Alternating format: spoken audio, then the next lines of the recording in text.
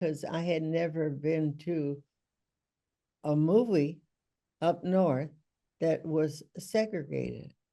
And so we went and got our tickets. And I said, well, why are we climbing these stairs? They said, because your section is upstairs. And I hadn't experienced that. So what was that like? What was that like for you to have to at first finally? it was like, well, nobody, harmed us. This is so stupid.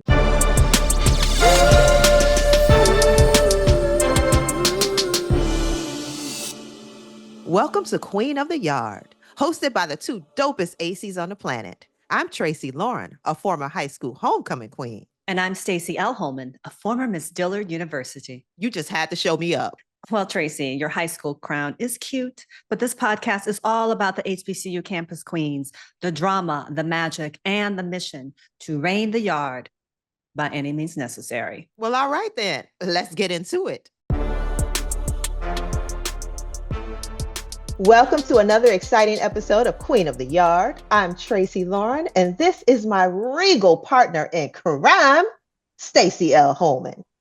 Oh, hi, everybody. So excited to have you here again, and so excited to drop some legacy and some history with today's podcast. Can't wait. But before we get into all of that legacy and all that history, be a cutie and follow, like, subscribe to our channels on YouTube, TikTok, and Instagram at Queen of the Yard TV, on Facebook at Queen of the Yard, on Black Twitter at _Queen of the Yard. Wherever you get your podcast, you can find us at Queen of the Yard. And if you're ready for Queen of the Yard to become your favorite new TV series, be a hero. Contribute to our crowdfunding campaign at crowdfunder.com/Queen of the Yard. I am so excited about today's episode. We have a living legend in the house, Miss Gwendolyn G. Johnson. She is a Cleveland, Ohio native from Shaker Heights, like Stacey, and she's a proud mother of 3 children, 5 grandchildren, one of whom is here today, and 2 great-grandchildren. After graduating from Glenville High School, Miss Gwendolyn attended the historic Fisk University in Nashville, Tennessee, where she majored in mathematics. Met her future husband, the late Dr. Henderson Andrew Johnson III, and she reigned the yard as Miss Fisk 1951-1952. So she got an education, a crown, and a bow. Ooh, we love that for Miss Gwendolyn. Following graduation, Miss Gwendolyn returned to Shaker Heights, where she raised her family and continued her education. For over 25 years, she was the assistant vice president for student affairs at Case Western Reserve University. She didn't slow down after retiring. She worked as a museum docent at the Cleveland Museum of Art until 2020. Miss Gwendolyn is a proud member of Alpha Kappa Alpha Sorority Incorporated and Girlfriends. But also, royalty runs in the family. We have Miss Gwendolyn's granddaughter, Devon Johnson, who's raised in Maryland. Devon is a graduate of Spelman College, where she received her bachelor's in women's studies, public health, and reigned Morehouse's yard as Miss Maroon and White 2015-2016. She went on to earn a master's in public health education and promotion at Emory. Currently, Devon serves as a health communication specialist in the CDC's first line department, where she's committed to equitable health access, ensuring diverse healthcare professionals can utilize our training materials efficiently. In addition to her work at the CDC, Devon is a coach at Solid Core, a high-intensity, low-impact workout that challenges both body and mind. Certified as a health and wellness coach, she leads various community events to promote wellness, aiming to inspire others to prioritize their health and embrace sustainable lifestyles. Yes! Hello, ladies. Welcome, welcome. Hi. So excited to have you. This is great. Thank you. Thank you very much. Well, to top off, before we dig in to find out about how both of you reign the yard, we always like to do a toast and honor our queens. Oh, yes. Especially our amazing queen right here, Fisk, and also our other incredible queen of Miss Maroon and White at Morehouse. So here. Here, here. Toast. There we go. Yeah, I'm toasting. I'm toasting with you guys remotely. Oh my gosh. One thing we love to do before each of our podcasts is we love to drop a little bit of history and knowledge to our listeners and viewers. So we're going to recognize Fisk. And I just learned some trivia also talking to Miss Gwen, but we're going to recognize Aaron Douglas. He was an incredible muralist, 1899 to 1979. He was a painter, illustrator, a visual educator, and he was a major figure in the Harlem Renaissance. He also has a connection to Fisk University because in Kravitt Hall, located in Fisk, they proudly showcase his display of his artwork, celebrating African-American history. Yes. And you actually... I took some lessons from Aaron Douglas, and he was tremendous. And he was a regular visitor at my husband's mother's home and father. So he would come just walk through the house and get a glass of water and keep walking. And also in the home, there were quite a few of his paintings that he would give to my mother-in-law and also my father-in-law, H. Andrew Johnson the second, and Minerva Johnson Hawken. So some history right there. That's some good history. Told you we have a living legend in the house. We're gonna get Yes. we're gonna get all kinds of history lessons today. I love it. So we're going to ask both of you this question, and we'll start with you, Miss Gwen. Why Fisk? You're from, you grew up in the Cleveland area. How did you end up in Fisk? Well, when I grew up in a neighborhood that was predominantly Jewish, white, and I wanted to go to a school that had my people, and that was the place to go. I had heard about Fisk University. My older siblings, my brother was at Morehouse, and my sister was at Howard University. And of course, they wanted me to go to Howard so my sister could look after me. And I said, that's the end of that. I am going someplace where nobody can look after me but me. So that's the way it happened. Independent woman before Beyonce came out with the song. Oh, yeah. Yes. And as I mentioned earlier, my mathematics was my major, and I think I mentioned because of the speech impediment and all, but also drama was my minor, and I realized that I loved art because I was not a participant as far as one of the characters and what was going on.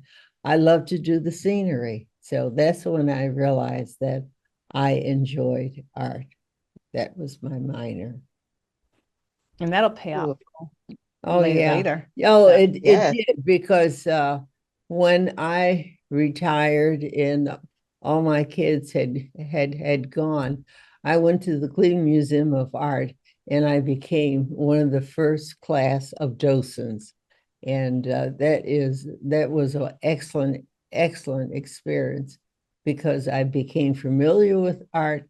And when I traveled, I look forward to seeing the in some cases the museums where the different artists had put their paintings, and a couple times I met one of the artists, so it was nice. Wow. And Miss Devon, how did you end up at Spelman?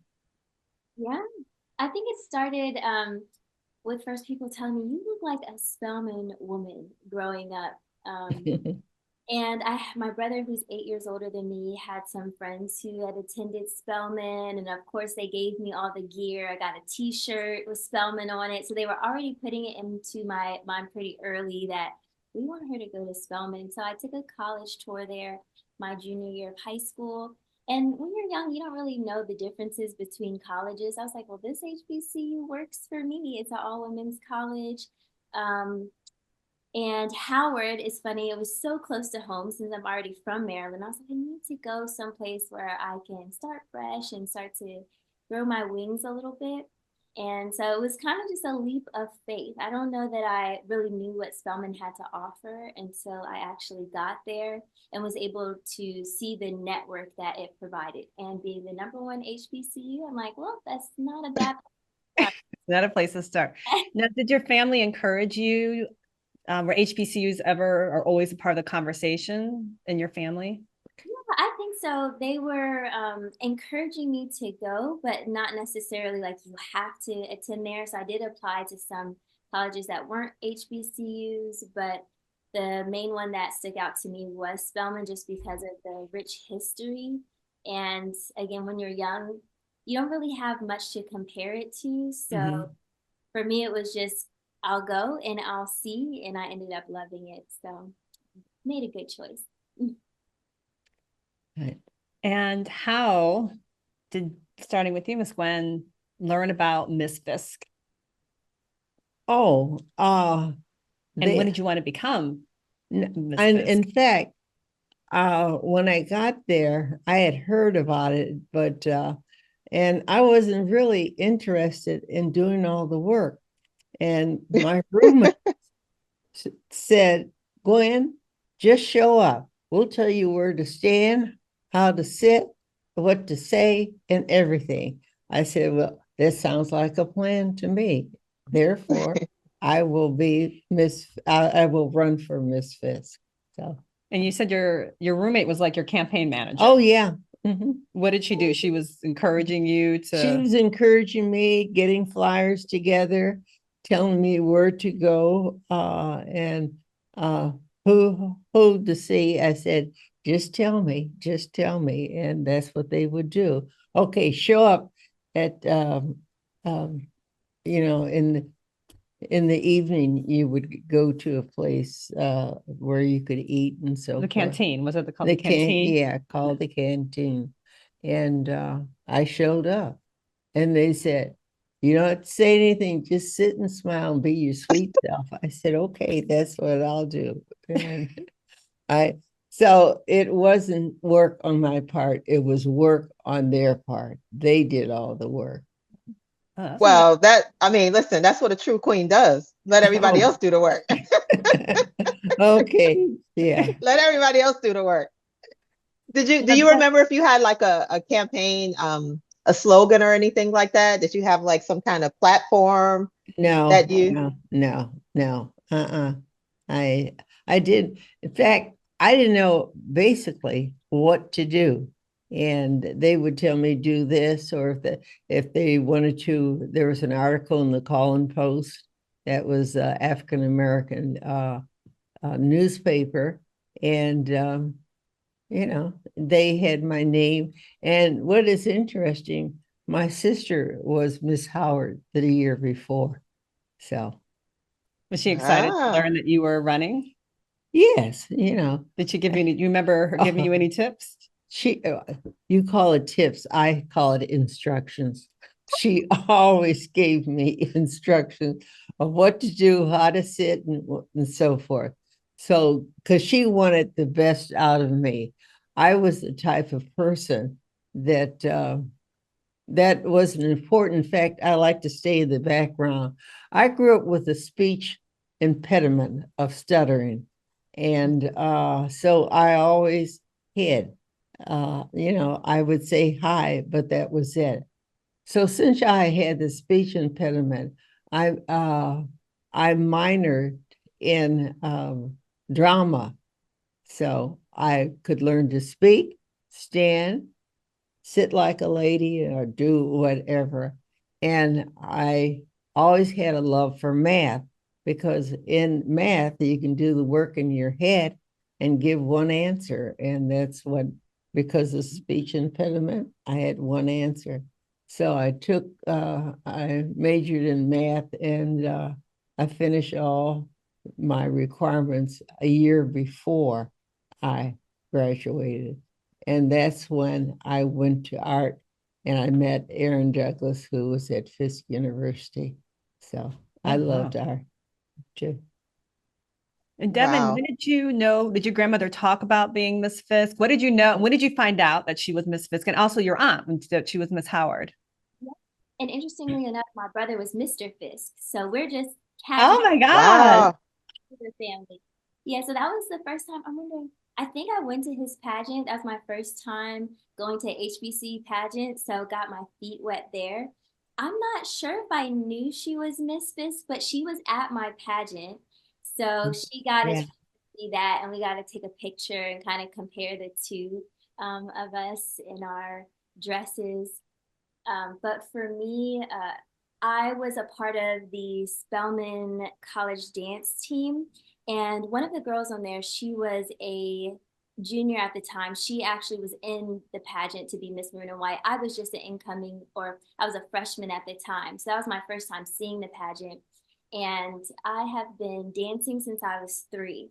And so the stage has kind of been my life. And I remember watching her up there, and there was a bit of fear that came over me. And I knew at that moment watching her, I was like, oh, we have to do this. We have Oh, to. wow. Yeah. So It was fear like, encouraged you. Fear was your motivation. yeah, there was something that drew me into seeing the entire room filled and people cheering her on. And that was an experience that I had never had before. But I just kind of wanted to take the challenge and see what it would be like to be up there knowing nothing about pageant life. And so by the time my junior year rolled around, one of my friends was like, Devon, I think you can win this. I was like, really? And then my dance team, there's usually always one person from the dance team that goes and auditions to do the pageant. And so my junior year, they were like, Devon, I think it's going to be you this year that we're going to push forward to do the pageant. And so, with the help of them kind of encouraging me to go and do it, I had the support and just again, the experience of seeing someone else go through the process, and they were able to help me as well. Um, the year prior to me being Miss Maroon and White, I'm also a member of Delta Sigma Theta Sorority Incorporated. So I also say that they encourage me as well. But we usually always put up a person from Delta to try and run. So they also were like, yeah, Devon, I think you'd be a good match for this. And the year before, my big number had won the pageant. So she, I just had a lot of factors that were kind of pushing me towards doing the pageant. So it all kind of came full circle in the end. So is Spelman a pageant only, or is there voting as well from the students? Um, interestingly enough, the Miss I mean, I'm Spelman, sorry, maroon and white. I meant to say yes, maroon and white. Is maroon and white pageant only, or is it voting as well? only Morehouse students are able to vote for Miss Maroon and White, but Spelman does have their own pageant. So it goes both ways. You can do Spelman's pageant or you can do Morehouse, and they have either Clark people can audition to do Miss Maroon and White or also Spelman to do the Miss Maroon and White pageant. So my year was only Spelman students that auditioned, but the Morehouse brothers were the ones to actually vote. Oh, okay. So at the pageant, they actually vote for you, or is there a voting before and then the pageant is a component of it? The voting happens at the pageant. So you do campaign for a few months. Morehouse has a whole campaign management system that helps to prep you. They teach you the walk. They teach you how to give your final presentation, your speech, and all of that. You get to show up at different events on campus. So it's really run by Morehouse College, the actual pageant. Oh, okay. So you have a few months. That's a long campaign season. Yeah. Wow. When is the pageant, and when do you, from the time of the pageant to the time that you start campaigning, is it, like you said, is it a couple months? Is it a couple weeks? Is it a month? What is that time? I want to say it was so around like maybe January or February is when they start putting out the flyer for people to come to see if they're interested, the informational meeting. And then from there, I want to say around like the March timeframe, they start kicking it into gear. And I want to say the final pageant was in April. So you kind of have to know by the start of the year whether or not you're interested to start getting things going, because and I could share more. I'm sure we'll get into it about my campaign process, since it wasn't as long ago as my grandmother's. So I still Yeah, it's few years, different. A couple of years. More, but yeah. Mhm. It's a few years. Okay. So Miss Gwen, did you have now was yours also a campaign or was it just a pageant? I know you just had to It sit was and look pretty. it was a campaign, and that's when my roommates were saying, "You don't have to worry about saying anything; just show up and be gracious." I said, "Okay, I'll show up and be gracious." So So your campaign managers actually did all of the campaigning for you. they They did went out there and they did everything. I said, "Listen, I'm not, I'm not interested in getting out there." Because I was shy. I was very shy, and I still had little of this speech impediment. So I wasn't anxious to get out to speak. But if I was sitting around in a very informal gathering, I didn't mind speaking then because I was more relaxed. That's And do you you said, remember some of the things that they did on your behalf? Do you remember some of the things they did on your behalf to campaign? to a campaign. They would go to the canteen and pass out flyers. And also, there were other people running at that particular time. And, I would see what they would do. And also, the Call and Post, which is an African American newspaper in Cleveland, Ohio, they would put my picture in there and my sister's picture because at that particular time, she was running for Miss Howard University. So just to say, Okay. the Gregory girls from Cleveland, Ohio.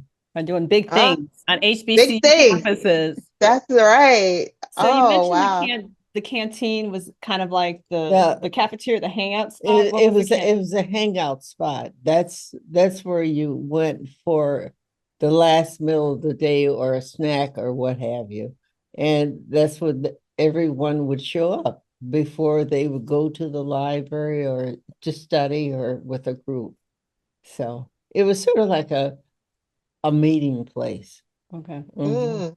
And you Now, mentioned you what kind of came down. shenanigans? Oh, sorry, Stacey. I was just Oh, going to ask what kind of shenanigans went on at the canteen. or can You you Well, tell guys, us? Can that you you could tell us tell what us. happened? Yeah, Wait, what happened at the canteen stays at the canteen.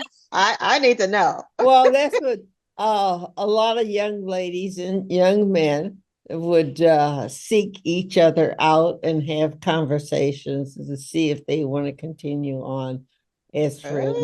Oh, it's a hookup spot. Conversation. Yeah. The canteen was a hookup. Yeah, that says the two words. It was hook up. Uh, now, is that where you met the late Dr. Henderson Andrew Johnson III? Did you meet him at the Yes. canteen? Well, let me say this. I met.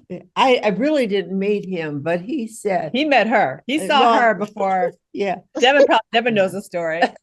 At that particular time, the football players came early so they could practice, and the freshmen and other people came later on. Well, the freshman was the next group to make it to campus. And he said he saw me get out the car with the wool red suit on. This is Nashville, Tennessee. It was a little warm, but that's the outfit I had. I had a red suit and a red hat and a red purse. So he said, well, you couldn't miss Gwen. She's out there, all. And this is another thing. This is the time when also transportation was segregated. And when I was from Cleveland, and when I got to Columbus, you had to switch on the train, and the whites go in one section and the blacks go to another. So when you got to your destination, my train was a little late. Therefore, I had to take a cab. I couldn't go in the bus that they provided. And so that's when I made a statement. I'm getting out this cab with this red suit on from top to bottom.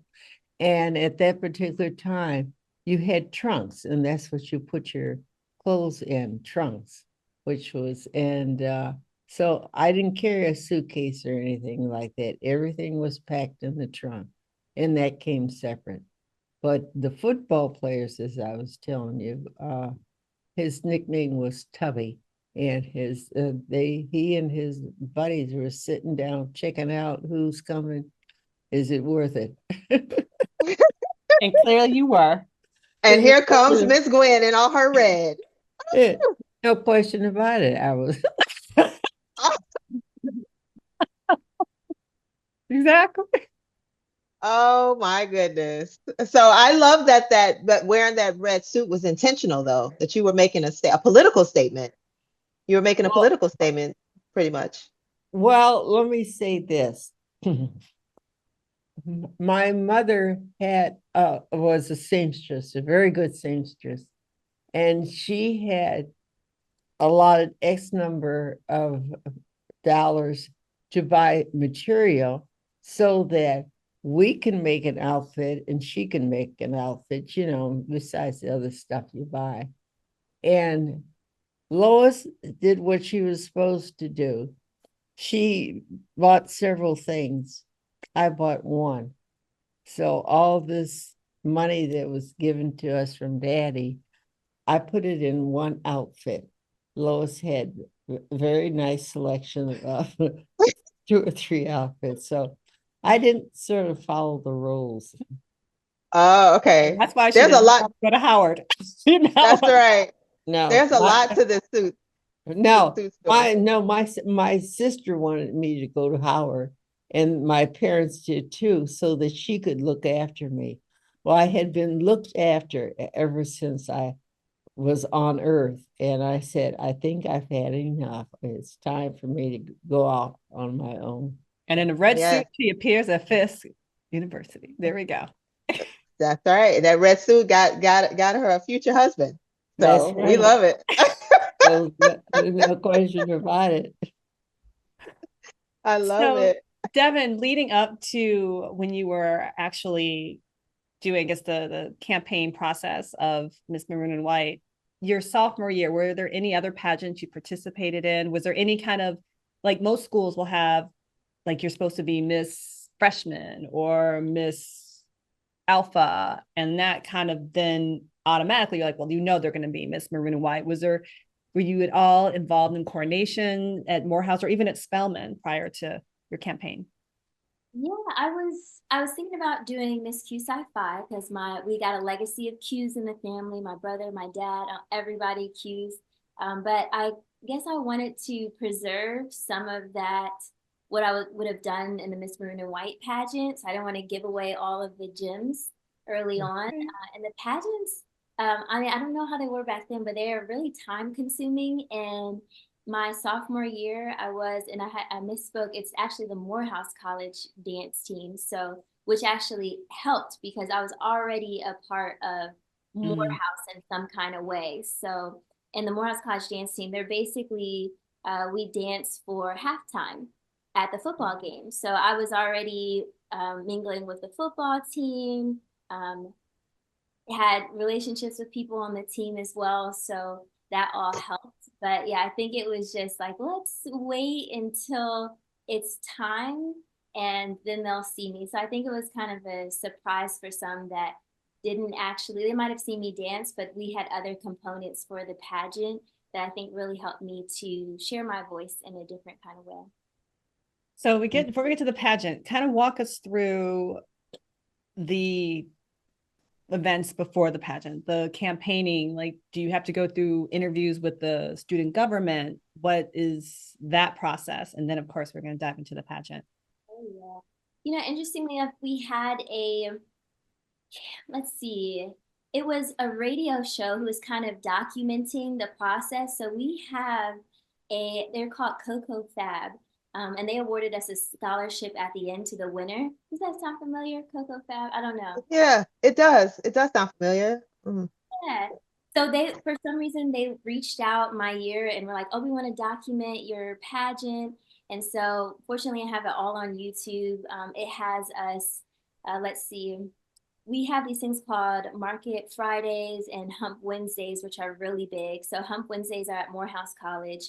Market Friday is at Spelman. It's just a place for students to come and just gather outside of the classroom. So one Hump Wednesday, I got some of my other dance team members, and we basically did our own like flash mob. So we just came onto Morehouse campus, and they let me lead a routine and just different events like that to help bring awareness to the different queens that are running.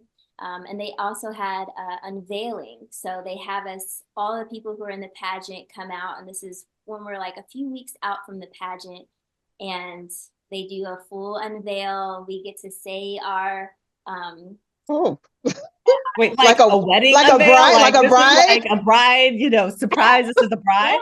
Oh my gosh, this is dramatic. we have glasses on. So, and we're just standing there, and then one by one, they kind of like unveil us. And then we get to Like sororities too, kind of like a Yeah. sorority thing. pretty much. And we get to say our speech, our pageant speech, and which is probably the most nerve-wracking thing because you have over like, I don't know how many people, 100 people out there just staring, waiting to see like, okay, you can't mess up your lines, none of that. So that was a big part of it. But me personally, one thing that I did on my own was I went to all of the freshman dorms, door by door, and I Okay. myself, hello, my name is Devon. I'm running for the pageant. This is my campaign. What would you like to see from the court? What would you like to change about Morehouse? And that's what I developed my campaign around. So after hearing some of the stuff that the freshmen were saying, so that they knew that I was really trying to cater to them and not just bring my own platform to Morehouse. So, but I'm still friends with a lot of the Morehouse men that I've met from freshman year, and they always tell me, I remember when I first met you and you came to my dorm. So it made it special. Like I was really a part of the school. Oh, How you many? really took. seriously. Yeah. You Oh, you really you really put in. Yeah, it's a yeah. serious thing. Yeah, you have to because I mean, they take it seriously and they'll let you know, some of our pageant directors like, oh, so and so is in the lead right now. We've been hearing a lot of chatter. They'll tell you like the stuff that they've been doing just to keep, I'm not sure why, to keep us like more competitive or on our game, but it definitely got intense. So I was happy when it was over. I was like, yes, no more. Well, What this was may the be most intense part? With sorry, oh, Stacey. Go ahead. Tracy, let's take a quick break Yes. and be a king or a queen. Be a queen or a king. Like, follow, subscribe to our channels on YouTube, TikTok, and Instagram at Queen of the Yard TV, on Facebook at Queen of the Yard, and on Black Twitter at _ Queen of the Yard. Devon, you just kind of left us with like a lot of interesting drama, at least that Morehouse was trying to put on you guys. How many young ladies were you competing against? I want to say it was about 7 of us. That's a nice Yeah. number. That's a good number. Yeah. And what was you said after campaigning, going door to door, what was your platform when you started versus when you knocked on that last door? How did it change? How much? I was starting from scratch when I first got there, and I can only remember pieces of it because now looking back, it was a little bit ambiguous now, but it was called something like the evolution of love or something. Evolution has love written in it, EVOL, so love backwards. I was tapping into my creative juices with that one, but my pageant was centered around the fact that we are all kings and queens. And so I think that was one thing that a lot of the freshmen wanted to just feel a little bit more included as a part of Morehouse. And so I wanted to let them know you are equally as important as these upperclassmen. We're all royalty. Yeah. No. Okay, Devon. Did you at any point, when did you tell your grandmother that you were running? We had to fundraise. So I'm sure at that point. You called grandma.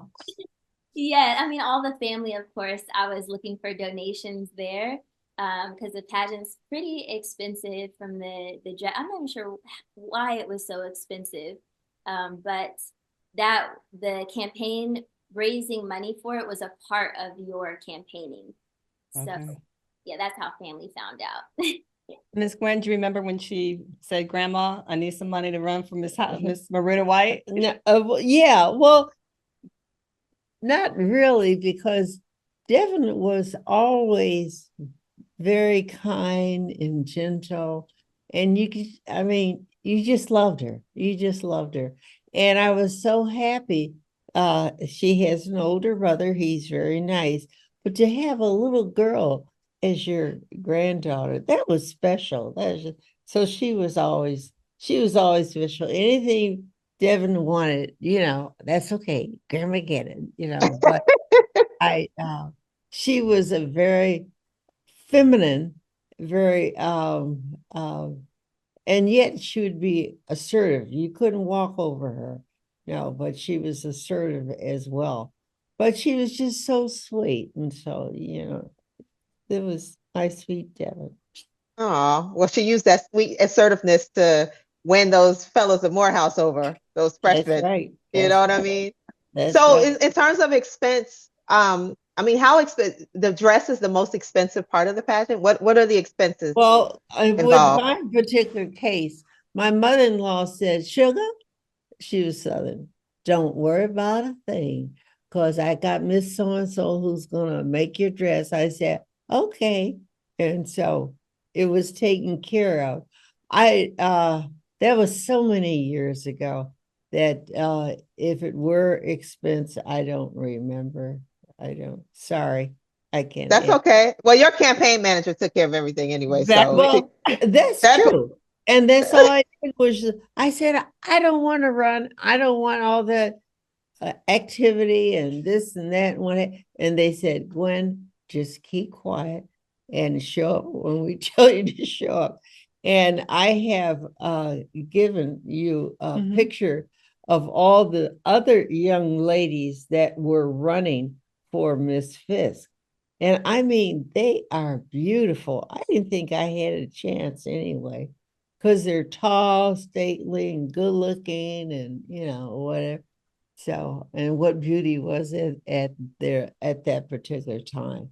They I thought it was I didn't think I had a chance, because I was the shortest and they were tall, slender, and graceful. And well, Miss Gwen, I saw your picture and you were a foxy lady, honey. So there is no Mhm. you They might you have were been giving them. gracious. Yeah. That's all right. You were giving them a run for their money too. So, and I think it was probably a lot of your humility and the fact that you weren't just like doing whatever to win. And a lot of people see that kind of stuff. And so I'm sure that and your campaign manager did a heck of a job. So we don't know what she well, was thank doing you. out there, No, but I she was don't. doing something. She said, We don't know. just be quiet and show up. And I said, okay. And that's Yeah. what I did. No, She was out there working the rooms, raising money yeah, and doing all yeah. kinds of stuff. Mhm. Yeah. And smile. That's all you have to do, smile. Mhm. And then Yeah. what are you going to wear? And she said, well, come on, just smile. Don't say anything. Just smile. So, I love it. So how did you, so you're at so they had to vote for you, obviously. You said you yeah, had votes. they Do you, voted. mhm. Go ahead. No, I was going to say, do you remember the process of voting? Like, did they drop names in a bucket or how did that work? Do you remember the I logistics of really it? can't. I apologize. That's okay. Huh, That's look all at right. you got a lot of You're memories doing great. between You're doing, 50 and 2024. So well, do Yeah, you remember how you felt when they called your name? So when shocked. they, I shocked. And I said, I hope they haven't made a mistake. But, they would be embarrassing, but they said, just show up. So they wanted me to uh, wear a fur coat. And I did have a fur coat, but I gave it to my roommate to wear. I said, because I'm not wearing a fur coat. And I had a velvet, it was velvet on the outside and wool on the inside. So it was a reversible coat. And I think it was gray and uh, color of orange, very sort of light color Well, it was rich, but it wasn't, you know, it had, so. Was this for the parade that you This, had to? yeah, Okay. well, yes, and we were in a car, and I gave my roommate my coat to wear, and I told Daddy I need another coat. And Daddy got it for you? Of course.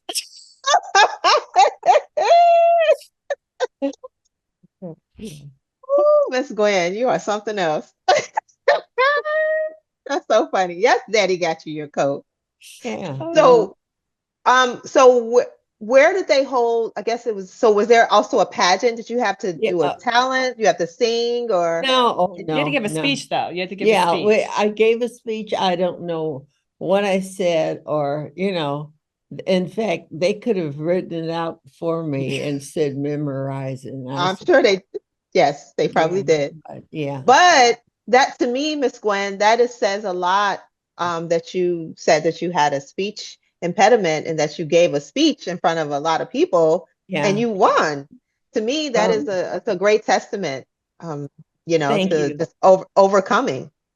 It really Thank is. you. Mhm. Mhm. That's amazing.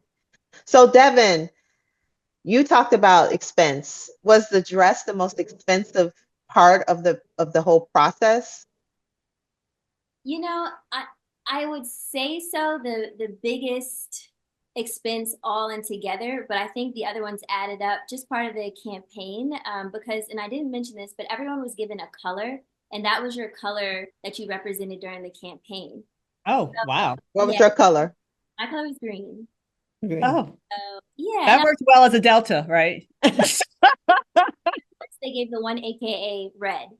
So I was like, it's a joke, but I prefer green anyway, so it was fine. Um, but yeah, because the color was green, they encouraged us to wear that to promote ourselves. So I would say like I bought a lot of outfits just to go on a campus and promote my color, and that's how people showed support by also wearing your color. Um, Oh, yeah, okay. That's yeah. Wow. Responses. I'm telling you, it's so many little things. But yeah, I got little wristbands, green bracelets that I passed out to people. So all in all, yes, the dress was probably the biggest expense altogether. But we also like hired makeup artists the day of the show, so yeah, it just kind of added up. I couldn't even tell you how much. Probably wasn't paying for it myself, but $. Yeah. So how many gowns did you have to have for the pageant? Was yeah. we had, let's see, we had a opening outfit that we wore.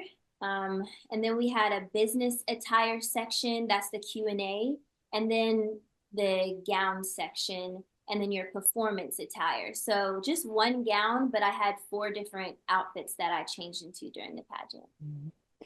Now, do you remember your question during, and were there anything that happened before? Like we know some pageants where they ask questions one-on-one, and then you have the ones that you do on stage. Was there anything before that, or was everything all the Q&A So on stage? during our pageant practices, there was like about a list of, I want to say like 50 questions that they allowed us to practice. So they would just rotate through, and on your own time, you were supposed to come up with responses. Um, the question I got was, how has the role of women changed in the 21st century? Um, so, and That's I, a very broad question. yeah, and I tell you, because I told my line sisters, I'm like, please yell after they ask the question so I have a moment to think. Oh my gosh. I can wait for that to die down and get my thoughts together. I cannot tell you what I said, but it was enough. I said enough. It That was is enough to now, how win. did you, that's a move. Like, where did you get that? That's yeah. Yeah. No, yeah.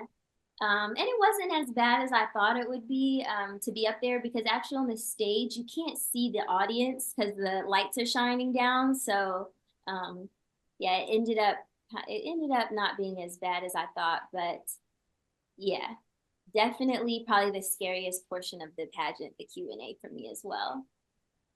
Now And you said that there were 7 of you all together, or you had 7 competitors. 7 altogether, and it may have been less. It may have been closer towards like 6, but yeah, it was about 6 or 7 altogether.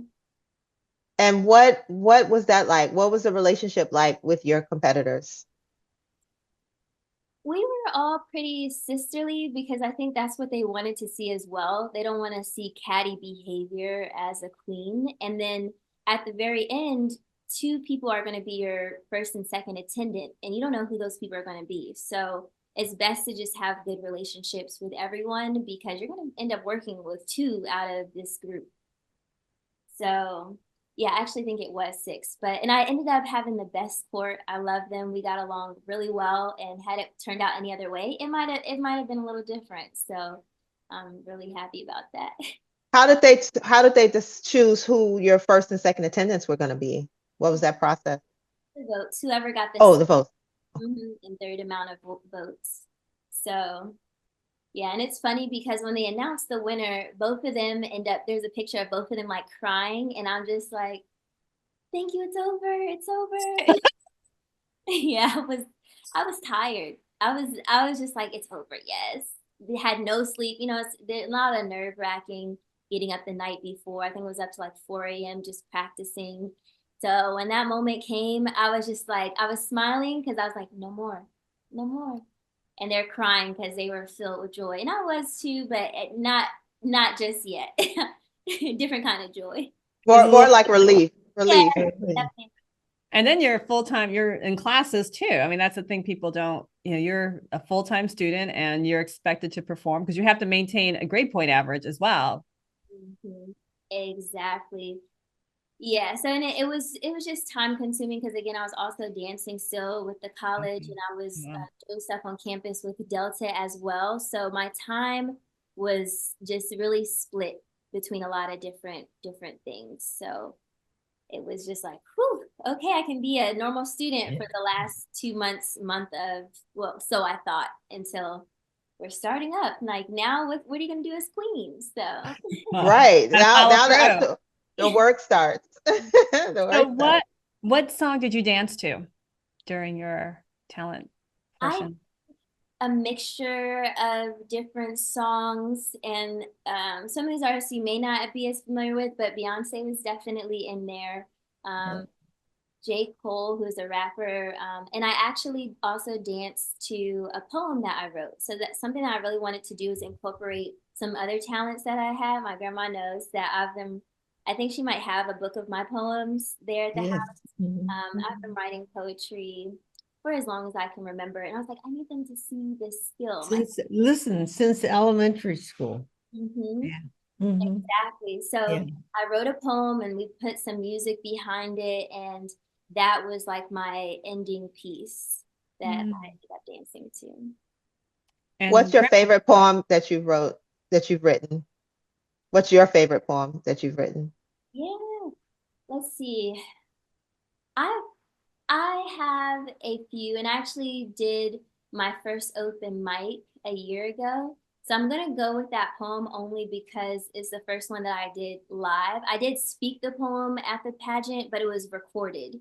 So, and that was the first time I had to learn how to do the spoken word voice, because it's different than just regular speaking a poem. So I kind of used some of those techniques. And the former queen, she was also a spoken word person. So she actually sat down with me and like rehearsed, okay, here's how you emphasize certain things. And as I mentioned, like finding my voice was a really important aspect of doing the pageant, because I've always been a dancer, but never really had the chance to show some of my other talents. So yeah, that was a really big turning point for me.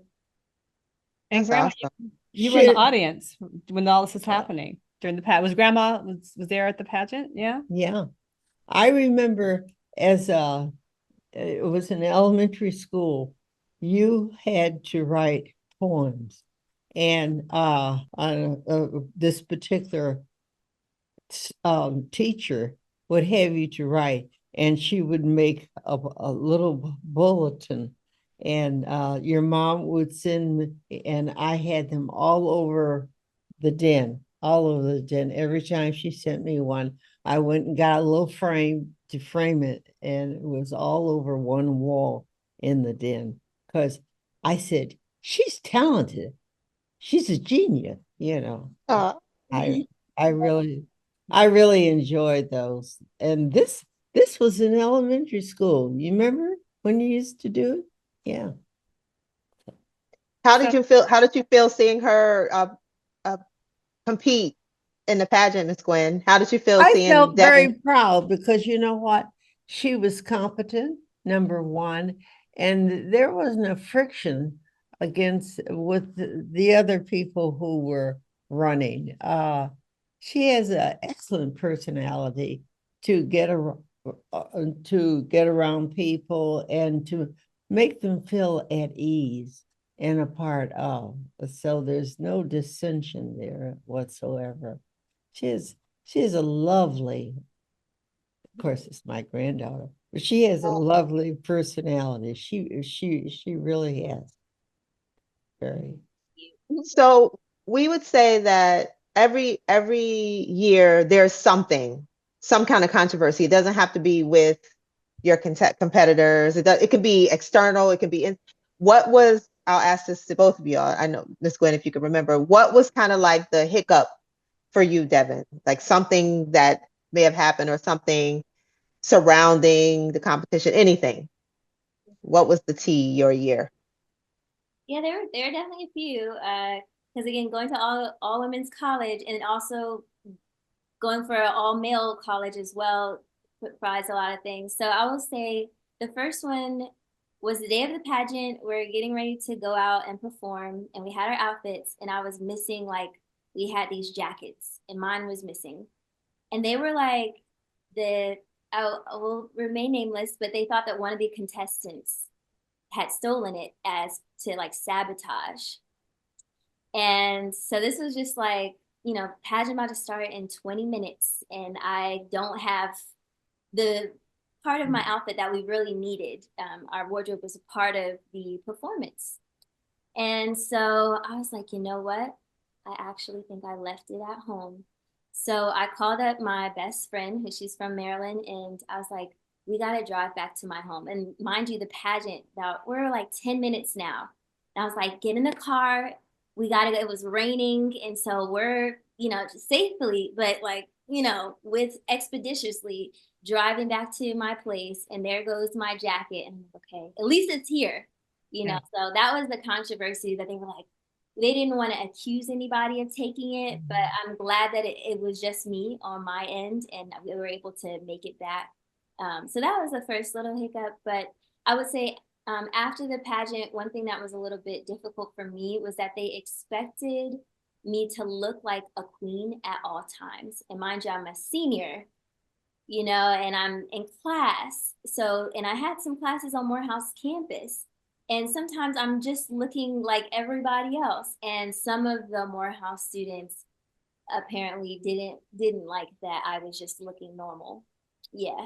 So yeah, a little So did reaction. they like put stuff out on the internet, or how did you find out that they weren't like feeling your look? Mouth, and it may have only been like 2 or 3 people that might have said it, but I know it really had affected me at the time, because I was like, it's more than just the appearance. Like, I'm showing up, I'm doing events on campus, so why is this so important? But we had some guys at Morehouse that were a little bit more traditional and felt like, I had to just give queen at all moments of the day. So that was a little something that I had to work through, but it didn't hold me back too much. You said word of mouth. That's how you said word of mouth. Okay. Yeah, So how did that? Go ahead. I'm sorry. yeah. Someone, just a friend of mine that was at Morehouse was like, "Oh yeah, so I heard," and then told me that. Just like casually. Wow. But That's you know so what? That prepares you for the future. Whatever job responsibility you have, look straight ahead. You have a responsibility, do it, and move on, and leave those others where they are, because that's all they have. There's so much more. well, we call them haters now, Miss Gwen? What did you guys call them back in the day? We call them haters now. What did y'all call them? Wannabes. Wannabes. Yes. Ah, okay. Wannabes. Yes. Yeah, one. And and you're moving on. You're moving on. And you don't waste time on people like that. Life's too short. No, you move on. Mm. Did you have any wannabes that were being negative towards you, Miss Gwen, during your reign or during the campaign or anything like that? If it was happening, I didn't know it because I wasn't paying attention to it. Seriously. And that's what I learned to do today. And at all my jobs that I've had, a lot of times I'm the first, oh, she thinks and I said, and how are you? And keep moving. I love it. I love it. So do you remember when things weren't segregated anymore? Do you remember what you were doing in that moment in time in your life when segregation kind of fell, even though it I didn't don't really think fall? it's ever, it was overt at one time, but I think it's still there. And you have to be aware of it. I mean, let's not be blind. So that allows you to be prepared to matter. Whatever they put down, you're ready. And be very articulate, cross your legs, and have good manners. What impact did segregation have on your schooling when you were in Cleveland compared to when you went to Fisk? Okay. I was I lived in a neighborhood. It was integrated, but it was predominantly Jewish. And I didn't have a problem. Well, if I had a problem, I didn't know that the problem was going on because I kept moving. I kept moving. And I realized with Jews, the bar mitzvah and bat mitzvah that they have. And that's the time in junior high where they sort of separate themselves from other people that are not in their religion. So, things, but I knew I was going to a Black institution. I had been in white schools all my life, which was nice. And, everybody got good manners, but it's wonderful to be among your own. It's wonderful. So when you were on campus, I'm sure you were surrounded by, people who look like you, but what about when you guys were out in Nashville? So when you weren't on Let campus, me tell you, the transportation was segregated, and there was a bus that rode by Fisk campus to take you downtown. So you didn't have to sit at the back of the bus. And see, that was during the time when the lunch counters were the Blacks were integrating that. So all that was going on. Be alert, but don't be just stupid. You know what things are. So you don't put yourself in a position where you are you always have a buddy, someone to go with you. But it was Nashville, the South was very segregated. In fact, it was segregated.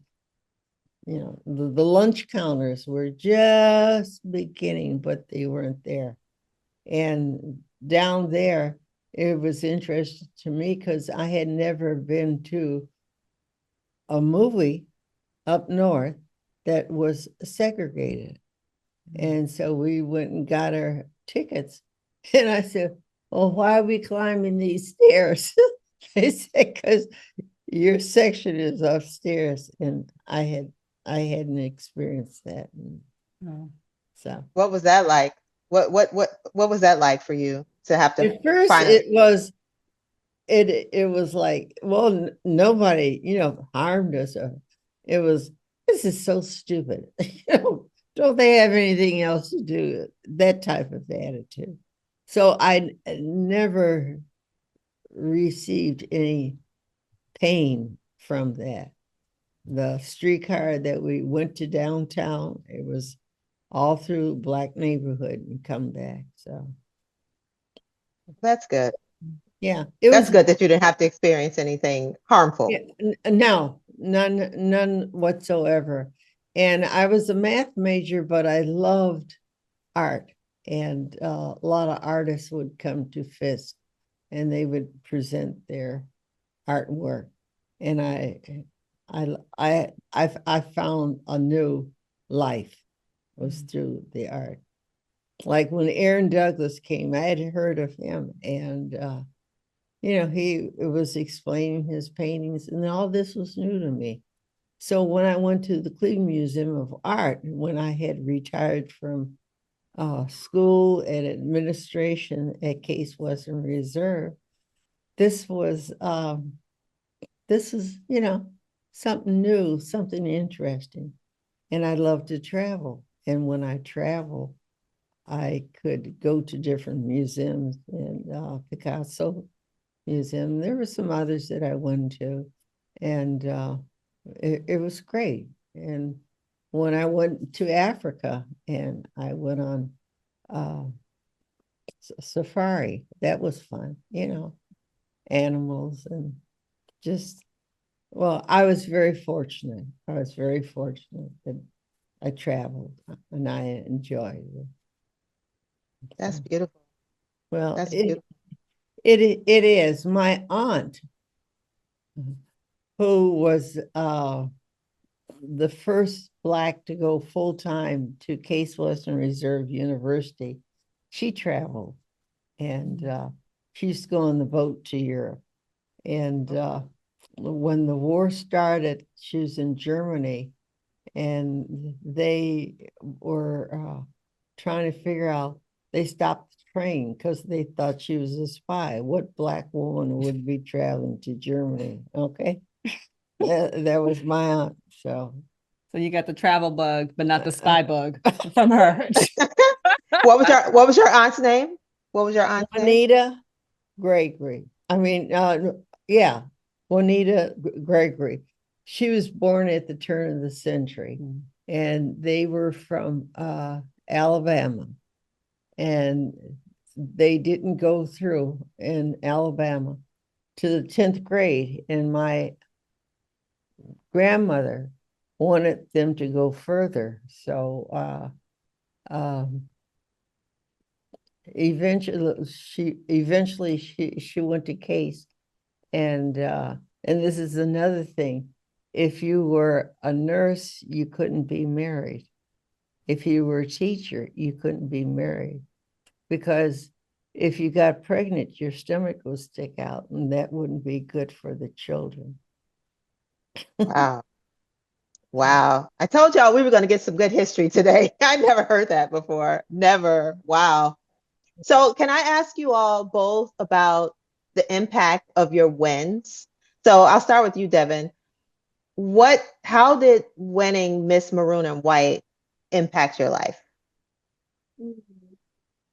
Yeah, I would say it started me on a leadership journey with myself. I think I've always been a really strong team player, but never necessarily stepped into that leadership role. Not because I was not capable, but just because I didn't necessarily have the opportunity. Well, maybe in high school in some sorts, I was captain of the dance team there. So there are moments of that, but I think I didn't really get to see it in its full capacity until after winning the pageant. So we were responsible for putting on events on Morehouse's campus. My year, we developed our first, we call it the MMW cabinet. So I got together for videographer, photographer, someone to help us with our social media. And just for me, it was just the first time that I actually started to really own that leadership a little bit more. And Yeah, I think it was healthy for me to step into that light because now, or moving past that into the working world, was able to take some of those skills with me and just know that I was capable of being in those leadership positions as well and being a team player. I can play both roles. So I would say that probably was the biggest thing, but also again, finding my voice has been probably the biggest thing because I tended to be a little bit more soft spoken, as my grandmother mentioned before. And this was the first time that I was like, okay, we get to exercise this voice. Like, let's see, what does it sound like? What does she say when she starts to speak? And that was really exciting for me, starting to put on events. And then now I'm doing coaching, health and wellness. And I think that a lot of the skills that I learned, like it kind of broke the ice a little bit as far as learning how to be in front of people and instruct a room and hold myself with confidence. My grandmother always says, you gotta stand with your hands on your hips and let them know who's boss. And sometimes even today when I'm coaching my classes and I'm like, okay, today I'm feeling a little bit more shaky than usual. I'm like, okay, shoulders back, head up high, like let's assume the position. So I think that has been really great, just different attributes I've been able to pull out myself. So that was really just the beginning, just the tip of the iceberg. And I thought I was at a peak then, but to see how I've taken some of those skills and just let them evolve into something really beautiful, it makes me really excited to see where the next few years are going to take me. So you can see from the beginning of your campaign when you first started, did you see your evolution, that love evolution? Did you see that evolution from that first day to when you actually your name was called? Could you actually chart the growth? Yeah, I would say it was a little bit delayed. I think I didn't, what can I say? I saw it more so from the beginning time when I told you I first saw the woman on the stage and I saw that. So that's really when the journey I think officially started, is me watching that and me having those nerves and being like, oh, you're feeling fear? We got to go tackle that. So now being in the position that I was able to actually go through, I'm like, okay, so now we know when we start to feel that bit of anxiety that like, I think we can do this, but I'm afraid, that is the sign that we need to keep going, not shy back, but keep going. And so I think what I've really been seeing is how I've been able to take fear in a way to still use it to move forward and motivate me to do more. What about you, Miss Gwen? How did winning Miss Fisk impact your life? Well, before I answer that, I just like to say, Devon, I feel so proud of you, all that you've accomplished, and that also you have blossomed. And I know you had an older brother, but you got yourself together and you say, hey, I am here. This is me. Take note. And that really, because you need that in all phases of life. And you're not bragging, you're just presenting. You're presenting Devon. And so, and Devon's special, honey. There's no question. Oh, Uh, oh, Miss Gwen. but I myself, I think, what did I accomplish? I got over stuttering. And I think this was a big, big step for me because I hid behind and didn't want to come forward because I didn't know what was going to come out of my mouth. So it's confidence, confidence you develop in yourself. And it's okay if somebody doesn't like you. That's okay. That's okay. Move on because there's some out there that's waiting for you. And uh, and I think, Devon, you have proven continuously that I'm ready. Are you? So We're going to take one more quick break, and then we're going to come back and we have a couple more questions before we wrap it up. So we'll be right back. Be a queen or a king. Like, follow, subscribe to our channels on YouTube, TikTok, and Instagram at Queen of the Yard TV, on Facebook at Queen of the Yard, and on Black Twitter at _ Queen of the Yard. We are back with the amazing Miss Gwendolyn G. Johnson and the lovely Devon Johnson have been sharing their experiences as Miss Fisk and Miss Maroon and White, respectively. And so we just love to give you guys an opportunity just to say anything else that you have a burning desire to say, to tell us.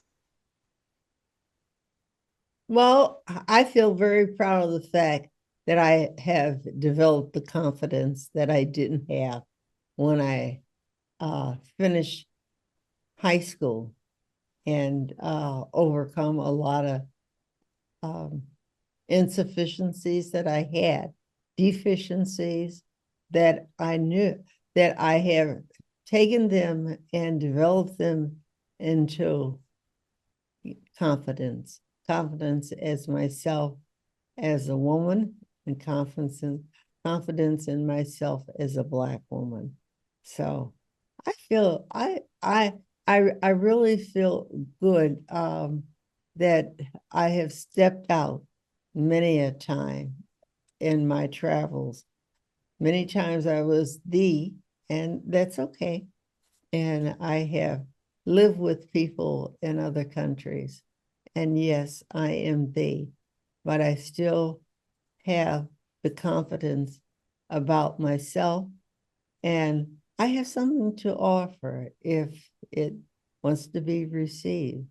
But I feel great that my children and my grandchildren and my great-grandchildren have developed, and they have become individuals that they are enjoy doing what they're doing with their lives. And they're being productive as well as loving other people and encouraging them to be productive and loved. That's it. Now, you were on Jet Magazine, yes, Miss Gwen? Yeah, Can you tell us what was that like, seeing yourself on the cover in Jet Magazine? In the pages, yeah. In the pages of Jet. Well, I was in the pages of Jet. It was during the same time when my sister was Miss Howard. And so I suppose they got this thing and put it together about sisters, one Miss Howard and one Miss Fisk. We are, there's a difference of 2 years, but my sister went to the hospital when she was about 6 years old, and she didn't go to school. So we're 1 year apart as far as education. And I developed a lot of confidence, and she was there to support me, and I feel very fortunate that she was. And I had a brother, bless his heart. He was a teaser.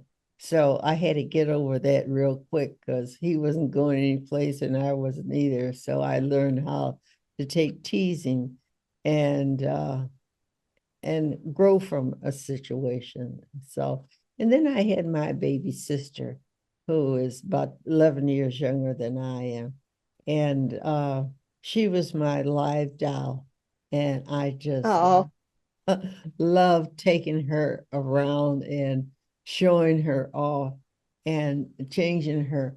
And mother told me this when she was in years ago. You used to have these baby buggies, and I would be shoving her around and taking care of her. She said, "You can do all that, Gwen, but don't touch her, don't whip her." And I said, but did you hear me, Gwen? Don't whip her. I don't care what she does. So, and today I just idolize her. Her name is Casma. And which is, never heard the name before. My grandmother's name is Cassie. And my grandmother's name on my mother's side is Mary. So my father took the CAS from Cassie and MA from Mary, and that's how her name was. Put them together. Yeah. So I'm just proud to be with my granddaughter. Watch out. Yeah. Here she comes. Oh, Thank you. well, it's so lovely to have you both together. This has just really been a treat. Devon, can you tell us an interesting thing, or any kind of story? It doesn't have to be related to FIS, or anything that's happened that you'd like to share. We just love to give people a chance to share a funny story, a good story, interesting story, anything. Yeah, sure. Let's see. Well, after I left from Spelman, I was like, I'm done with dancing. Dance had been a part of my life since I was 3, and I did it up until my senior year at Spelman. And I'd stopped when I went to Emory to do my master's, and it was the worst year. I was like, I need to dance. So I would literally, in the middle of writing a paper, go take a dance class. I was like, I gotta go. And I eventually ended up starting back up dancing professionally. I had no intention of doing that, but it just kind of followed me. One of my dance teachers from Maryland ended up in Atlanta and was like, come audition for my dance company. So from there, it just kind of took off. And I actually ended up, we have a museum out in Atlanta, the High Art Museum. And I was a part of a dance company, and about 2 years ago, we performed for an artist whose work was showcased in there. The piece was a tribute to one of the art pieces, and we recorded a dance piece, and it got showed in the museum. So that was like a really cool experience to dance. We did a live performance when we taped it, and then we had an actual showing on one of the days that people come in to view, a very popular day. It's like a Friday that people come into the museum, and they have like wine and all sorts of other things. So it was really cool to see myself on a more major screen. And I also got the opportunity to be in a music video through my dance team from Spelman that I was mentioning. So they needed some extra people to be in this music video. If you've heard of Anderson Paak, he was shooting a music Yep. video there. Yeah, and they were filming it in a high school in Atlanta. So perks of staying close to your college. And I was like, yeah, sure, I'll do it. So that was my first music video that I did. I don't dance as much now, well, post-COVID, not as much, but just had some really great experience. I thought that Spelman was the peak, but it was, again, like I said, just the tip of the iceberg. So it's been really cool to have some of these other major experiences. What was the video? What was Anderson's video that you sung? It's called Cut 'em In, I think. Cut 'em In. Yeah. So you guys can check that out. You'll be able to see me definitely in the video. You're featured. Love it. Yeah, it was a fun. I just really always loved the arts as well. So I picked up painting a little bit during COVID, and better than I thought I was going to be. But you can learn a lot of skills when you have a lot of time to develop it. So that's been really fun, in addition to the poetry writing and the dancing as well. So still kind of dabbling in. I'll take a dance class from here and there, but mainly right now just working on my fitness, my wellness journey right now. Well, your It's grandmother another had, Renaissance woman. We just keep yeah. having all these Renaissance women on here. It's amazing. And your grandmother, like, I mean, you definitely are related on many other levels, because she's shown me some of her artwork, which is absolutely incredible. So you In know, fact, I showed her your art pieces in the bedroom, in my bedroom. Okay. so Devon, what are you looking forward to? What is next for you? You're talking about, you're working on wellness. Is there anything else that you're looking forward to in the near future and further down the line? Me. Okay.